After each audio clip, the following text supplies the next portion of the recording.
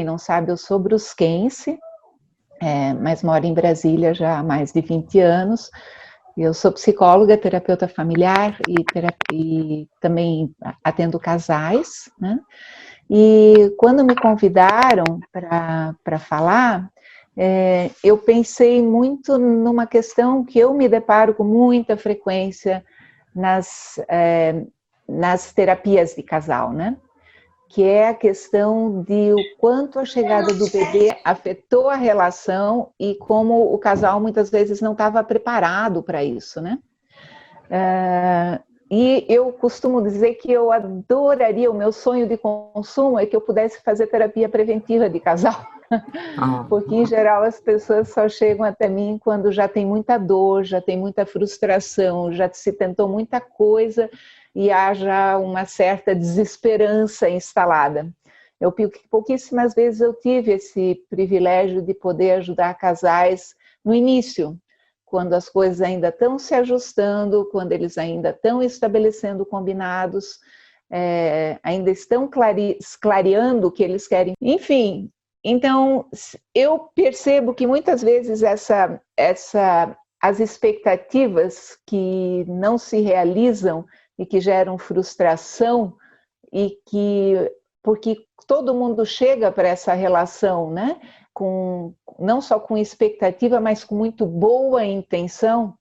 Há um equívoco que eu encontro com frequência, que é o fato, que é a interpretação, né? De que se eu me esforcei tanto e eu vim com tanta boa intenção e isso não está dando certo, então alguém é culpado e como eu sei que eu tenho boa intenção, então provavelmente o culpado é o outro. E essa discussão sobre da culpa é bastante inútil e ela acaba, na verdade, distanciando as pessoas.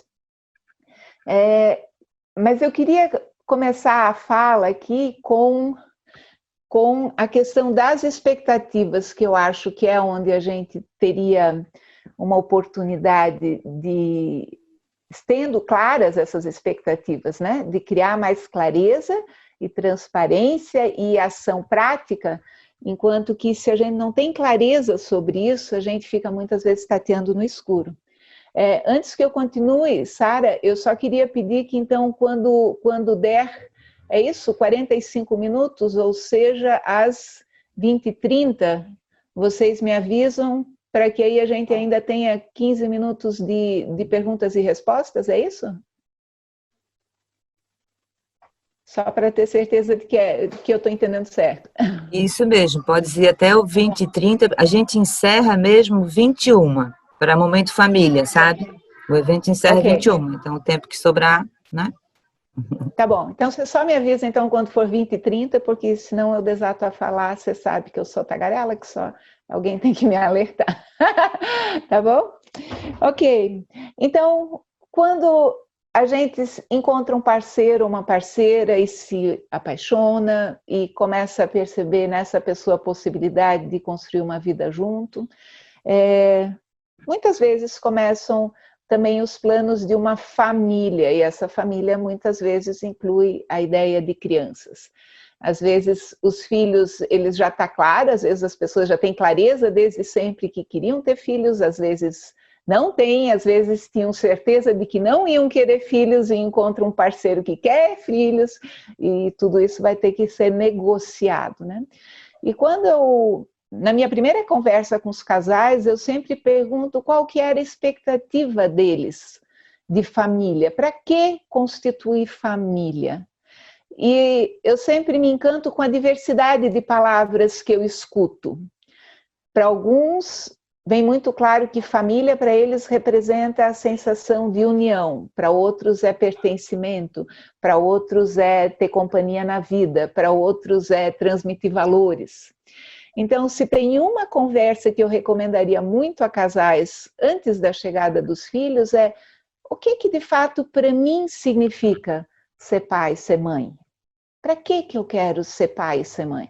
Porque vamos combinar, vai dar um bocado de trabalho, né? A gente raramente pensa antes em quanto trabalho isso vai dar. E talvez seja melhor assim, senão poucas crianças nasceriam se a gente ficasse pensando muito em todo o trabalho que vai dar. Mas a gente sabe, para quem já encarou esse trabalho, a gente sabe que se aquilo que me importa na relação, se eu tiver isso, o trabalho não me incomoda, ele não é mais problema, contanto que eu tenha essa coisa que eu tanto desejo.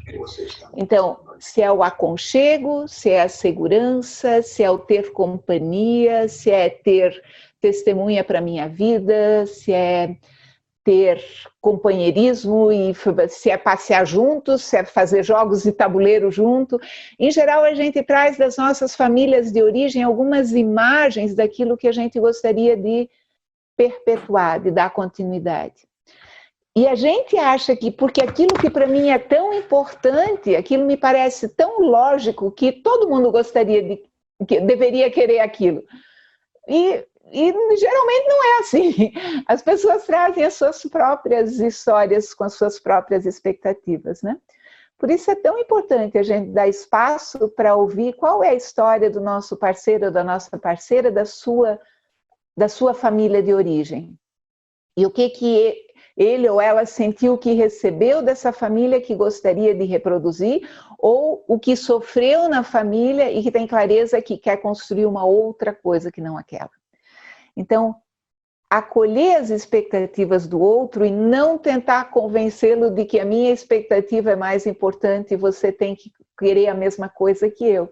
Que esse é outro equívoco do amor, né? A ideia de que se o outro me ama, ele quer a mesma coisa que eu. Não é bem assim. De preferência, o ideal seria que, na verdade, cada um pudesse amar a si mesmo muito e ser feliz muito, e a gente se encontra para compartilhar essa felicidade, essa alegria de viver e os sonhos, mas que, na verdade, cada um esteja muito empenhado em construir o seu próprio bem-estar. Então, número 1, ter clareza das expectativas. Número 2, quais são os valores que para mim mais importam.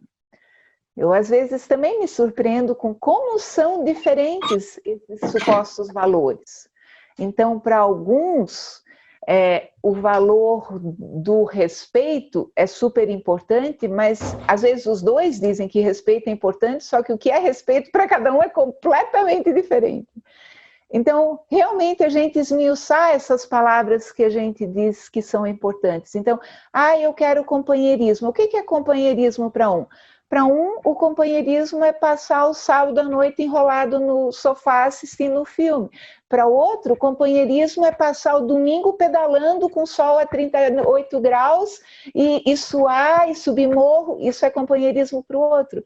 Então, a gente tem que muito cuidar, porque quando a gente está apaixonado, em geral, a gente projeta muita coisa, né? Eu escuto uma resposta e eu digo, ele falou companheirismo, tá aí, eu queria alguém que fosse companheiro, ele também quer companheirismo, tá tudo resolvido. E não me dou ao trabalho de perguntar, mas o que é companheirismo para você? Quando a gente, então, e quando a gente começa a falar sobre o filho, o que é, então, o companheirismo, o que é, ou sejam, quais são os outros valores que você vai identificar com a chegada do filho? Porque eu costumo dizer, a gente imagina, né, nossa fantasia é que, né, se somos duas pessoas felizes, vamos convidar um bebê para essa família e seremos agora 3 pessoinhas felizes. Agora a gente esquece que, na verdade, tem uma outra imagem geométrica que a gente poderia fazer, que é, imagina que até então, quando eram 2 pessoas nessa relação, havia, então, há um tanto de recursos que está disponível para esse casal. A família até então é esse casal. Então, recursos de tempo, de dinheiro, de paciência, de tempo só, de liberdade, ou, enfim, de cuidado, né? Cuidado do outro, cuidado consigo mesmo. Então, tem um X de recursos disponíveis para essas famílias. Quando chega uma criança, a gente não vai só... a gente vai ter o mesmo... a princípio, a gente vai ter o mesmo dinheiro disponível, o dia vai continuar tendo 24 horas, eu continuo tendo necessidades de sono e de descanso, E agora a gente vai ter que dividir por 3, e não só dividir por 3, como, na verdade, o bebê, no início, ele vai consumir muito mais do que os outros dois juntos, né? O bebê vai consumir, sei lá, 60%, 80% desses recursos nos primeiros meses.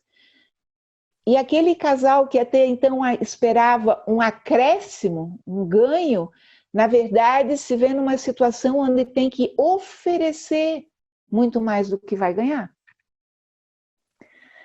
E isso, às vezes, é um susto. Tipo, não só, em geral, hoje em dia as pessoas já sabem que provavelmente vão dormir menos, já sabem que filho custa dinheiro. Né? Eu costumo dizer que é o brinquedo mais caro que a gente compra na vida, né? Mas, mais do que isso, a minha paciência eu vou ter que dividir por mais pessoas. E se eu tenho um bebê que no início talvez chora mais, aquele bebê talvez vai consumir, sei lá, 150% da paciência que eu achava que eu tinha, e eu não vou mais ter ela para o meu companheiro. Então, esses recursos que parecem finitos, a gente vai ter que prestar muita atenção em como a gente continua se alimentando e se nutrindo para ter esses recursos disponíveis de novo, né? Então, para além do planejamento financeiro, eu preciso ter alguma estratégia clara de como eu me nutro. Eu, adulto, que vou ter que cuidar da criança, eventualmente eu, adulto, homem, que vou ter que cuidar de uma mulher que talvez esteja emocionalmente bastante ou fragilizada ou instável, porque ela está lidando com uma tempestade de hormônios dentro do corpo dela. Como que, se eu vou ser quem cuida, como é que eu vou me nutrir para que eu tenha energia disponível, sempre de novo? Então aí entra uma outra palavra-chave, que é tanto eu saber do que eu preciso, né, das minhas necessidades, como quais estratégias de autocuidado que eu vou implementar. Porque, tipo, tem pessoas que me dizem claramente, se eu não malhar, suar a camisa, correr, andar de bicicleta 1 hora por dia, eu não vou ser uma pessoa legal o resto do dia. Já outra pessoa me diz, eu preciso de pelo menos uma meia hora assim de silêncio, meditação, ou simplesmente sentar e ficar olhando o sol nascer, ou o que for. Eu preciso ler meia hora. Eu preciso desse momento de silêncio. Se eu não tiver isso, eu não vou ser uma pessoa legal. Outra pessoa vai dizer, eu preciso tomar um banho sem ninguém me chamando ou batendo na porta. Ou eu preciso comer bem, né? Na época de faculdade, eu tinha uma amiga que para mim aquilo no início era um enigma. A gente se juntava muito para estudar. E a minha amiga Beth, a Beth era baixinha e magrinha, e eu sempre fui grande e mais fortinha, então eu sempre achava que eu era comilona. Mas se eu me empolgava nos estudos, eu poderia seguir 4 horas e eu nem lembrava de comida. Agora a Beth, se ela não comesse primeiro, ela ficava com humor insuportável. Então eu aprendi que quando eu ia estudar com a Beth, primeira coisa, dá comida para a Beth. Depois disso, o trabalho continua, senão não funciona. Então, o que é isso que cada um precisa para que então sim a gente possa se sentir inteiro, ser paciente, ser generoso? Isso é algo muito pessoal, e o que faz sentido para um do casal não faz sentido nenhum para o outro. E uma coisa importante é, pelo meu autocuidado, eu sou responsável. Se eu preciso de meia hora de silêncio de manhã, não adianta eu dizer para o outro que o outro tem que me dar essa hora de silêncio. Eu, na verdade, vou ter que defender essa meia hora de silêncio com unhas e dentes. E os outros vão ter que se organizar gostando ou não. Porque o que acaba acontecendo é, se eu quero meia hora de silêncio e o outro faz uma cara amuada, eu digo, ele não me deixou ter a meia hora de silêncio. Não foi bem isso. Fui eu que não dei conta de lidar com a cara amuada do outro. Mas eu não honrei a minha necessidade de silêncio e depois eu acabo descontando isso nos outros, porque afinal de contas eu não tive o que eu precisava e, portanto, agora eu tenho o direito de, os outros vão ter que me aguentar. Então, eu acho que a gente simplificaria muito a vida no mundo se cada um diariamente realmente tivesse clareza do que precisa e cuidasse daquilo de que precisa. Porque quando eu estou bem comigo mesmo, eu sou mais paciente, eu sou mais generosa, eu sou mais simpática, eu sou mais resiliente, eu lido melhor com a frustração. Eu não tenho que achar um culpado para as coisas que dão errado. Eu tenho mais esperança de que os erros podem ser consertados. Então, a minha recomendação é: descubra tão cedo quanto possível o que lhe faz bem. Sabe o que me faz bem, por exemplo? Se eu não estou bem, eu cato meus potes de planta, pelo menos alguns, e vou enfiar minha mão na terra. Quando eu tive uma época que eu morei em casa, então, ou porque eu estava muito feliz, ou porque eu estava de mau humor, eu ia para o jardim e ia lidar com as minhas plantas. Aí eu ficava zen de novo, aí eu ia cuidar da minha vida. Então, isso para muita gente não faz sentido, para mim faz. E eu demorei muito tempo para descobrir que era isso que resolvia. Quando eu estou de mau humor, meditação não resolve. Quando eu estou de mau humor, comida também não resolve, planta resolve. Então, se eu posso recomendar muito algo para todo mundo, é: descubra o que vai resolver para você. Isso é muito pessoal. E, se possível, descubra, junto com seu parceiro e parceira, o que tem esse efeito para o outro. Se você sabe que para o seu parceiro ou para a sua parceira, suar de manhã cedo durante 40 minutos vai deixar a pessoa, sabe, com as endorfinas rodando, bem-humorada, agora estou me sentindo forte, agora eu dou conta do dia, né? Seja cúmplice para que ele ou ela tenha isso do que precisa. Né? Não gaste energia tentando convencer ele ou ela a fazer a mesma coisa que você, porque não vai funcionar. Né? Fecha a porta aqui. Oi? Ok. Então, descubra o que o seu parceiro também precisa. De preferência, converse sobre isso e mostre que você é cúmplice disso.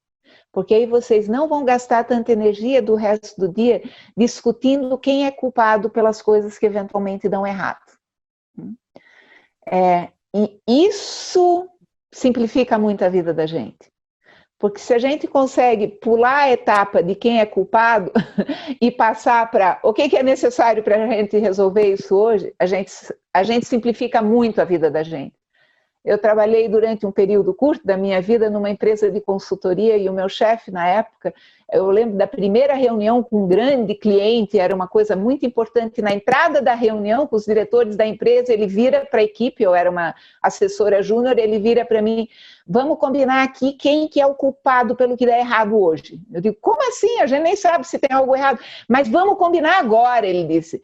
Porque aí a gente pode fazer um rodízio, tipo, hoje sou eu, da próxima vez é você, a gente faz um rodízio de quem é culpado. Porque aí a gente pula essa etapa de quem é culpado e a gente começa a discutir solução. Recomendo isso muito para famílias. Pula a etapa de quem é culpado e passa a discutir como é que a gente vai resolver isso. Porque culpa é algo extremamente inútil. Só faz todo mundo se sentir mal.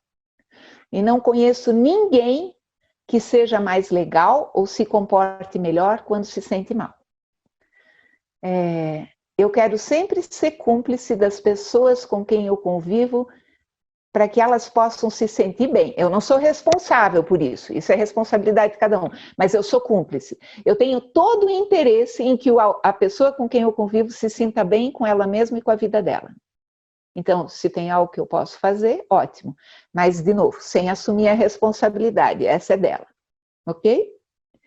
Então, saber as necessidades, ser cúmplice.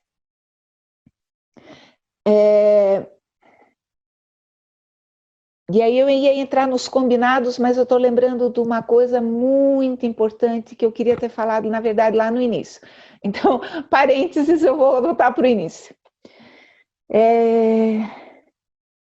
Talvez uma das coisas mais complicadas de um novo casal com filhos é encontrar cada um o seu lugar. eles tinham encontrado um lugar, um arranjo de quem faz o que na relação antes da criança chegar.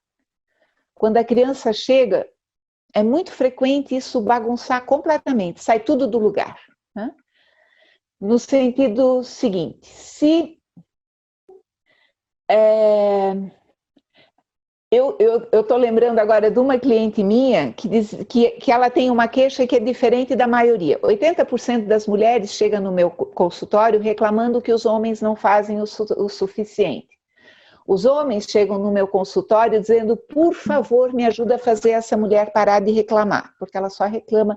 Eu queria muito que ela fosse feliz. Eu queria muito que ela fosse feliz e eu não sei mais o que fazer para fazê-la feliz. Ok, aí às vezes a gente entra nessa negociação de esclarecer como que a gente ajuda o parceiro a ser feliz.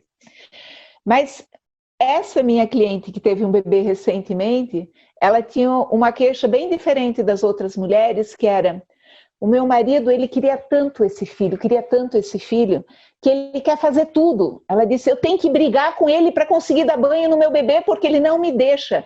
E ele me disse que se ele pudesse, ele amamentava o bebê. E ele tem inveja de mim, porque ele não pode amamentar o bebê. Mas, na verdade, eu vejo vários homens da nova geração com essa vontade toda de estarem super presentes na vida do filho desde o início. E alguns ficam frustrados quando eles percebem que, no fundo, a criança ainda vai ter essa preferência da mãe. A mãe ainda vai ocupar o lugar central na vida do bebê. É uma centralidade que ela começa biológica, né? E se sustenta nessa biologia durante muito tempo, né? Teve uma gestação que aconteceu dentro do corpo da mulher, né? Se fala muito de como o batimento do coração da mãe acalma a criança, porque ela conhece esse batimento do coração, né? É familiar, traz segurança. Aí depois tem o vínculo que tem a ver com a amamentação, mas essa principal, digamos, a biologia preparou a mulher para isso, e sim, a tarefa primordial de nutrir emocionalmente o bebê é da mãe. Não exclusivamente, mas primordialmente.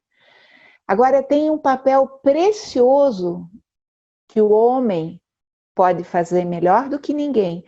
Não tem mãe de gestante que pode fazer isso tão bem quanto o homem pode fazer, que é proteger a mulher, que é ajudá-la a se sentir completamente protegida e segura, se não completamente, mas até onde for possível.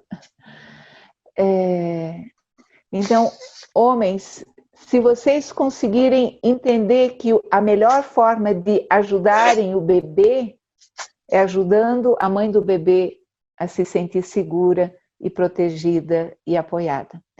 Eu sei que não é fácil, né? Eu sei que essa mulher pós-parto, ela não é um ser humano fácil de lidar. Seja porque ela se sente muito frágil, seja porque ela se sente super poderosa e quer fazer tudo sozinha, e às vezes exclui vocês, homens, né? E isso também, às vezes, eu chamo a atenção das mulheres. Cuidado! Vocês, às vezes, excluem o homem nesses primeiros dias, especialmente se a mãe da parturiente chega muito forte ali, né? E o homem é deixado de lado num papel que não é nem secundário, é terciário, e depois a mulher vai se ressentir do fato de que ele se afastou tanto.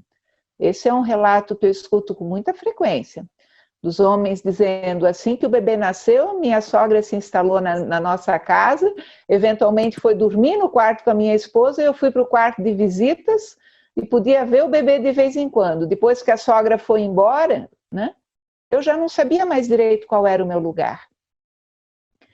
Então, algumas pessoas têm dito, né, que nesses tempos de pandemia as parturientes estão, talvez as puérperas, estão um pouquinho mais solitárias, porque não tem tantas visitas, né? Mas, do outro lado, isso tem fortalecido e permitido que o vínculo com o casal se fortaleça mais. E isso é um grande presente, né? Então, a imagem que eu tenho é, sim, a mãe, ela, né, segura esse bebê no colo e no peito, e o companheiro dela, ele vai proteger essa mãe, para que ela se sinta forte, e com isso, essa serenidade e segurança chega no bebê. É preciso um pouquinho de paciência para que o bebê chegue no pai, né? Dizem alguns estudiosos que, na verdade, a chegada do pai na vida do bebê é algo que não é tão simples assim. A chegada, eu digo, emocionalmente, psicologicamente. Porque é um pouquinho perder essa coisa tão unida, o que alguns chamam de mônada, é quase uma coisa única, né? A mãe e o bebê. Mas é super importante que em algum momento o pai comece a sinalizar assim, essa mulher na verdade é minha, né? E eu faço parte dessa história aqui, sim. Né? Mas nos primeiros meses, em especial, o maior presente, a maior ajuda, o maior apoio, a maior contribuição, e ela não é pequena, é ajudar a mulher a se sentir segura para que ela possa então disponibilizar o peito, o colo e a sensação de segurança para a criança. Ok? Então, isso eu ainda queria dizer. Não sei, depois eu vou ficar muito feliz em ouvir de quem está participando hoje o que vocês acham disso que eu estou colocando. E aí eu queria ainda falar de combinados. Os combinados são os combinados no sentido de quem faz o quê, né? São motivo de muita discussão entre os casais. E eu não sei se vocês tiveram acesso a isso, mas há uns 2 anos atrás circulou pela internet um cartoon de uma desenhista francesa, se eu não me engano, que explicava o porquê do enorme cansaço mental das mulheres. E em várias discussões de casais sobre esse tema, eu percebi que, e as mulheres percebiam, que tinha algo nesse cansaço das mulheres que os homens não entendiam.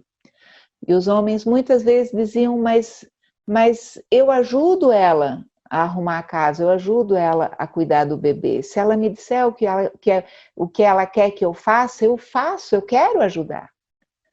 E aí a maioria das mulheres dizia, mas aí é que está. Eu não quero ajuda, porque ajuda significa que a responsabilidade por tudo é minha. E eu lembro de um casal em especial, onde a gente estava discutindo essa questão, de que justamente ela dizia, eu me sinto responsável pode ser que ele coloque a roupa para lavar, mas sou eu que estou olhando qual que é o dia de lavar roupa e se depois de lavada ela foi pendurada. E depois ver se ela tá estragada, se as crianças cresceram e precisam de roupas novas. Mesmo quando ele cozinha, sou eu que no fundo vou ver se tem um equilíbrio entre vitaminas, proteínas e carboidratos. Sou eu que vou dizer ou sugerir que seja feito X, Y ou Z. Então, essa atividade de gerenciar uma casa, ela é muito cansativa, ela consome muito espaço mental. Porque raramente, se não tiver comida na geladeira ou a criança não tiver roupas limpas, o homem vai se sentir responsável por isso. Então, e essa fala é para os homens também, se a sua parceira, se a sua companheira, sua esposa anda reclamando muito, veja se tem alguma área da vida familiar que você possa de fato assumir. Assumir significa que ela não tenha que mais pensar sobre. Nesse casal em especial do qual eu estou falando, a gente chegou à conclusão de que ele cozinhava melhor, ele gostava de cozinhar, então cozinhar para ele não era um castigo, não era um trabalho, né? Era prazeroso. E eles negociaram e ela disse, só que eu não quero mais pensar sobre o que a gente vai comer. Ela disse, se você quiser pensar sobre o que tem que ter na nossa geladeira para você cozinhar, você pode até colocar na lista de compras e eu faço a lista de compras, mas eu não quero pensar sobre. Então, isso que naquele quadrinho a que eu me referi era chamado da função do gestor de projeto. Numa empresa onde tem uma equipe grande, tem em geral alguém que está pensando o projeto e tem as pessoas que executam. O gestor de um projeto raramente é aquele que executa todas as partes de um projeto. Quando se trata do nosso lar, ainda está muito o peso de gestão de projeto lá, ainda está muito em cima das mulheres. Eu tenho observado que isso gradualmente tem evoluído, sem dúvida nenhuma, né? E na medida que, e isso é, digamos, isso na classe média agora, né? Historicamente, as mulheres de classe média, elas contavam com o apoio de uma outra mulher, né? Que como que ela dava conta da vida dela, eu não sei, mas que faria grande parte da execução e a mulher de classe média faria mais a gestão, né?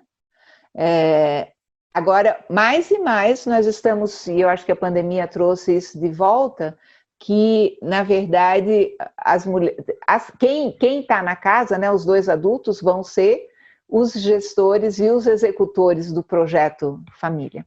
Então, compartilhar áreas de responsabilidade traz um grande alívio, tá? Então, conversas sobre isso eu também recomendo. E como a gente estava falando, a chegada de um bebê, ela traz uma série de tarefas que ocupam um tempo e uma energia enormes que não estavam ali antes e para as quais alguém vai ter que fazer isso, né? Então, tenham conversas claras sobre gestão de projetos. E se tem uma recomendação que eu posso dar para aquele no casal que acha que lida com alguém que é mais reclamão, às vezes quem reclama mais é a mulher e às vezes é o homem. A chegada de um bebê muitas vezes deixa o homem se sentindo também só e abandonado, ele sente que não recebe mais tanta atenção da companheira, e isso é verdade. Tem um outro ser cuja vida agora depende inteiramente da atenção dessa mulher, né? Então vai ter menos atenção disponível, mas a reclamação é algo que costuma sugar a energia de todo mundo, né? Se eu sou alguém que reclama, eu estou sentindo que eu não tenho algo de que eu preciso. E se eu sou a pessoa que ouve a reclamação, eu sinto que tem alguém apontando o dedo para mim dizendo que eu estou fazendo algo errado. As duas pessoas estão num lugar ruim, né? Tanto quem ouve quanto quem faz a reclamação. Então, qual que é uma sugestão minha para como lidar com um parceiro ou parceira que está reclamando?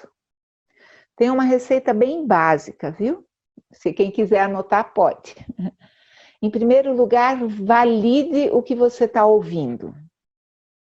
Se o seu companheiro ou companheira está dizendo que não está recebendo atenção, validação significa dizer: puxa, eu sinto muito que você se sinta assim. Ou seja, eu reconheço que você está se sentindo assim. Um inseto voando aqui. Então, validar significa também, eu lhe dou o direito de se sentir como você se sente. E vocês conseguem sentir isso como é quando eu estou mal e reclamo e alguém diz: puxa, é verdade, sinto muito que você esteja assim. Eu já suspiro aliviada. Eu não tenho que mais provar e convencer você de que eu não estou bem. Você já reconheceu isso. Então, passo 1, a validação. Uma vez que está validado, não se apresse em oferecer uma sugestão, em prometer algo, menos ainda. Peça que a pessoa que está reclamando lhe diga o que ela acha que poderia fazer a coisa funcionar melhor. Pelo seguinte, porque estou aqui imaginando a cena de que é o marido que está reclamando de que não está ganhando atenção. E é a esposa que então diz: puxa, eu sinto muito que você esteja se sentindo sem atenção. E aí a pergunta seguinte seria, e o que você acha que a gente poderia fazer para você sentir que tem mais atenção? Isso parece muito formal ou muito didático, mas o que que isso permite? Permite que a gente caia num equívoco, em vários equívocos. Um é porque se eu começar a me justificar, porque a conversa que eu mais assisto é um reclama que não está recebendo atenção e o outro dizendo, mas também eu estou com um zilhão de coisas para fazer, o bebê e a casa e o trabalho e blá blá blá. Né? Nesse momento está todo mundo se sentindo sobrecarregado. Então, ao invés de validar, eu me justifico. Aí o que acontece com quem reclamou? Aquela pessoa se sente não ouvida, não validada. E ela vai dizer, ah, mas você também. Enfim, e a gente vai numa escalada e numa competição para saber quem que está mais insatisfeito. Não é uma competição muito produtiva, né? E no fundo vai acabar que todo mundo se sente mal e frustrado. Agora, se por outro lado, um reclama e o outro valida e acolhe, sim, eu vejo que você está frustrado ou cansado. A gente já respira. E só isso de eu poder respirar, ao invés de ter que ou me defender ou contra-atacar, isso emocionalmente me dá segurança, e segurança é o sentimento essencial e básico para que o meu cérebro possa funcionar, o lobo frontal, para que eu possa pensar, para que eu possa ser criativo e construir soluções e ter boas ideias. Porque enquanto eu não me sinto seguro, isso é o que acontece quando alguém me aponta o dedo e me diz, ah, mas você fez isso, ah, e você não fez aquilo. Quando eu me sinto insegura, essa parte aqui não funciona muito bem. Eu estou só reativa. Eu estou só me defendendo e muitas vezes contra-atacando. Então, são conversas muito pouco produtivas. Então, a minha recomendação é, se você está insatisfeito, insatisfeita e quer encontrar uma solução melhor, a primeira coisa é ajude o seu interlocutor, a pessoa com quem você está conversando e está convivendo, ajude essa pessoa a se sentir segura. E aí comece a perguntar, e o que a gente vai fazer? O que você gostaria de fazer? Isso é uma conversa mais produtiva, que cria espaço para coisas novas. Ok? E para os combinados, tem um verbo que eu sinto que é extremamente útil quando a gente faz combinados. Porque muitos casais também me digam, ah, mas a gente já combinou um monte de coisa e não deu certo. Estamos aqui ainda brigando pelas mesmas coisas, né? Ele prometeu que faria não sei o quê. Ah, ela disse que faria não sei o quê. E não deu certo, a gente continua brigando por isso. Então, ao invés de discutir de novo quem é o culpado, lembra lá do meu consultor-chefe dizendo, vamos combinar aqui quem é o culpado para pular essa etapa? Quando eu combino alguma coisa com alguém da minha família, e aquilo que foi combinado não aconteceu, que seja, sei lá, a outra pessoa prometeu que todo dia ia colocar o lixo para fora. E não está levando o lixo para fora. Ao invés de reclamar e dizer, mas você prometeu que ia colocar o lixo para fora e não colocou o lixo para fora. Lembrando, isso coloca a pessoa na defensiva. Epa, estou sendo atacado. E aí eu vou me defender. Tá. Então, como isso não funciona... O que eu proponho é, a gente tinha combinado que você ia colocar o lixo para fora todo dia, certo? Eu vejo que isso não está funcionando. O que você propõe? Então, ao invés de definir quem é o culpado por aquilo que não deu certo, eu apenas constato que não deu certo. Não funcionou. A gente se propôs a fazer uma coisa e ela não está acontecendo, portanto não funcionou. Então a gente vai ter que ter outras ideias. Talvez a pessoa diga, pô, eu queria levar o lixo para fora, mas eu esqueço. Aí a gente pode talvez combinar o que seria um lembrete para você. Porque talvez eu queira dizer, tá, mas eu não estou disposta a lembrar você todo dia de levar o lixo para fora, porque aí eu continuo sendo responsável por isso, não é isso que eu quero. Né? Então, o que você poderia criar de lembrete para você se lembrar? Sei lá, vai programar um alarme no seu celular onde está escrito levar o lixo para fora? Vai pendurar um bilhetinho do lado da porta? Vai, não sei. Criar algum mecanismo que funcione. E esse funciona e não funciona, eu acho ele muito eficaz para negociações para o resto da vida, inclusive com os nossos filhos. Porque na medida em que eles crescem, e aí, assim, nos últimos 10 anos eu lidei com adolescentes, esse verbo foi uma grande ajuda. Quando adolescente fazia alguma coisa que eu não endossava, ou que eu achava arriscado, ou que... Enfim, tudo que eu dizia isso não está funcionando. Para mim não está funcionando. Eu não estou bem com isso. O que nós vamos fazer com isso? E resistia à tentação de dar uma receita, de dar uma ordem. Porque tem um outro efeito benéfico no uso desse verbo do não funciona, que eu deixo espaço para o outro pensar. E pensar é a coisa mais difícil que tem no mundo, sabia? O nosso cérebro, ele consome 25% da nossa energia diária. Não são os músculos que você usa na academia que consomem energia, é o cérebro. Pensar é a coisa mais difícil que o ser humano faz. Por isso que a gente precisa tanto de algum tipo de rotina, de alguns automatismos, para que a gente não tenha que pensar o tempo todo. Seria inviável a gente pensar em tudo com clareza. Então, mas quando, para alguém assumir de fato a responsabilidade por algo, é preciso que essa pessoa pense. Porque se é apenas uma ordem que eu dei, ela não assumiu a responsabilidade. Ela eventualmente se submeteu, ela eventualmente acatou, ela eventualmente tentou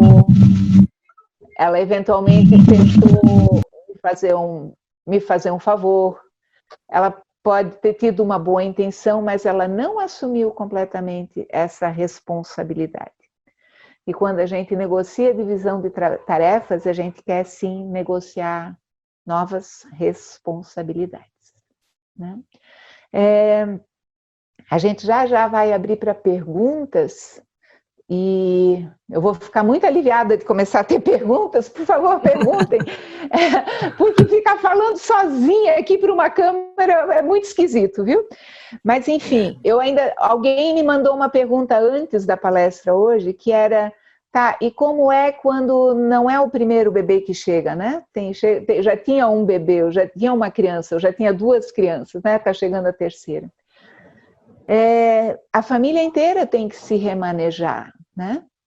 Porque claro que um novo ser é um enorme presente. É claro que a nossa família vai ser muito mais rica, muito mais interessante, muito mais divertida com a inclusão dessa criança, né? Com a chegada de uma nova pessoa. As pessoas são a coisa que mais enriquece a nossa vida, né? Uma criança vai trazer uma nova perspectiva, uma criança vai trazer milhões de aprendizados. Tem coisas que a gente nunca teria parado para pensar se nossos filhos não trouxessem essa questão. Tem as nossas próprias feridas que a gente provavelmente tentaria continuar varrendo para debaixo do tapete se não fosse a criança que chega, que a gente tanto ama e que desperta essas nossas velhas dores, né? É a relação com mamãe ou com papai que eu não resolvi, enfim, as questões do casal que a gente não tinha conseguido resolver e que parece que aí escracha, né? Aí pronto, aí ficou agora tão grande que não dá mais para ficar para debaixo do tapete. Então, claro que tem um enorme presente, e é por isso que a gente celebra a chegada de uma criança, né? Mas eu hoje estava querendo falar mais dos desafios. Então, quando chega um segundo ou um terceiro, né? Uma segunda, uma terceira criança nessa família, todo mundo vai ter que abdicar um pouquinho, né?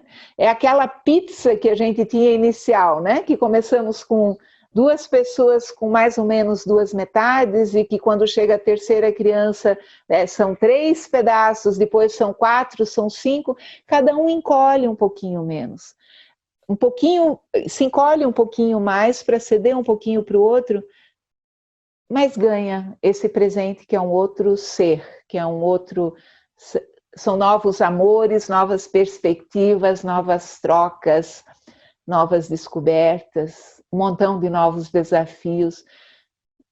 Nós nos tornamos pessoas muito mais interessantes e muito mais capazes depois de termos lidado com a criação e o cuidado de um filho, né? A gente nunca lidou com tanto medo como até uma criança chegar. A gente nunca teve, portanto, tanta coragem como a gente teve, como quando a gente lida com as coisas que tememos com os nossos filhos. E nos tornamos pessoas com muito mais recursos, né? Essa é uma discussão, às vezes, no meio corporativo, né? Se uma mulher que tem filhos, isso é um ganho ou é uma perda? Porque, se ela tem filhos, o filho vai adoecer, ela vai faltar no trabalho. Mas eu penso, gente, o cérebro dessa mulher tem 1 milhão a mais de sinapses que ela desenvolveu porque ela teve que dar conta de uma vida mais complexa. Ela vai ter muito mais recursos do que ela tinha antes de ter um filho, né? Então tá, mas a gente ganha do lado e cede do outro para ter aquilo, né? Então, essas foram algumas ideias que eu quis compartilhar com vocês. Com certeza esqueci um monte de coisas e estou super aberta para todas as perguntas.